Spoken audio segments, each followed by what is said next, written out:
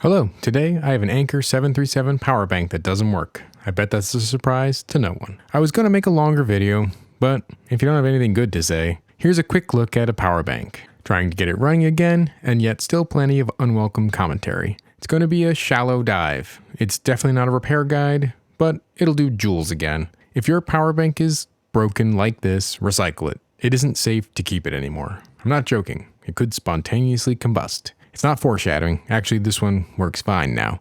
There is a generic link to the Jungle site. Search for what you want, which earns me a couple % but costs you nothing in the description, as well as some other links. Many thanks to patrons and channel supporters.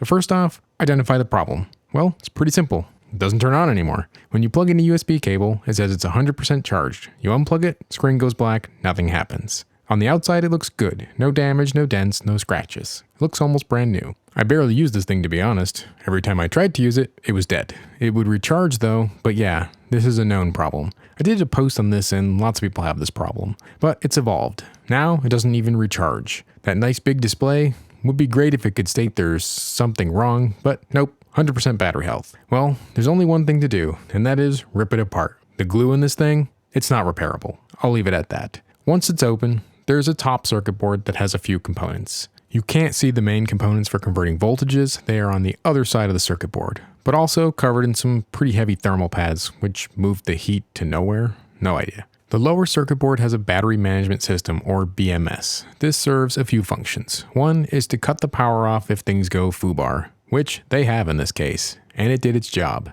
This is good and safe. It also should balance the cells. I say should for a reason. In measuring voltages, the top board where the power comes from, the battery is reading 1.6 volts. So obviously something is not getting through and it won't turn on. In measuring some voltages on the lower board, the overall battery pack measures 17.6 volts, and this is low, but it's fine. Not low enough to cut off the pack. In measuring the individual cells, most are about 3.6 volts. This is good. But then I find issues. One cell is low, and another cell, well, one cell is 0.5 volts, well past the point of no return for a lithium-ion battery. This is the primary problem. One cell is totally gone. This makes this unit beyond economical repair due to the assembly method used. The cells being welded is fine and normal.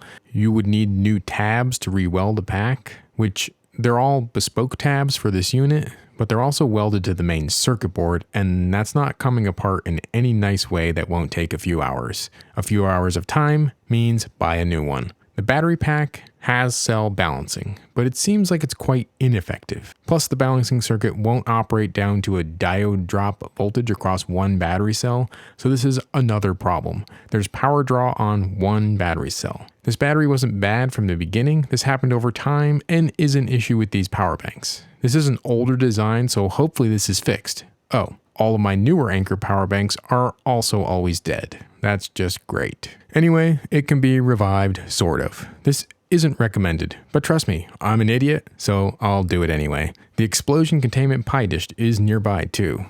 Once the cells are back in a reasonable balance, I got bored and didn't bother getting them any closer, but yeah, you can do stupid things anytime. Don't do this. There are notes about how to check on screen if you feel compelled to do this. I checked thermals, etc., and no, it didn't explode, but it also didn't do anything once reassembled. Yes, I turned the little switch back on. Then I plugged the charger back in and bam, back to life. And charging at full speed too. Didn't even give a warning, just full chooch right out of the gate. I checked discharging speed and no problems at all. Full power delivery. I let it sit for a week, used it a few times. That's fine. It isn't repaired though, and I don't recommend this at all. And the hint of this is that it's down about 10 watt hours since that one cell is properly destroyed. As expected, after being discharged to 0.5 volts, it's just not safe to use anymore because of that. Plus, it's inherently bad in that it can't keep a charge long term. The charging behavior is interesting now. When it gets into the 80s of percent charged, it just counts to 100 really quickly, like, yep, everything is fine.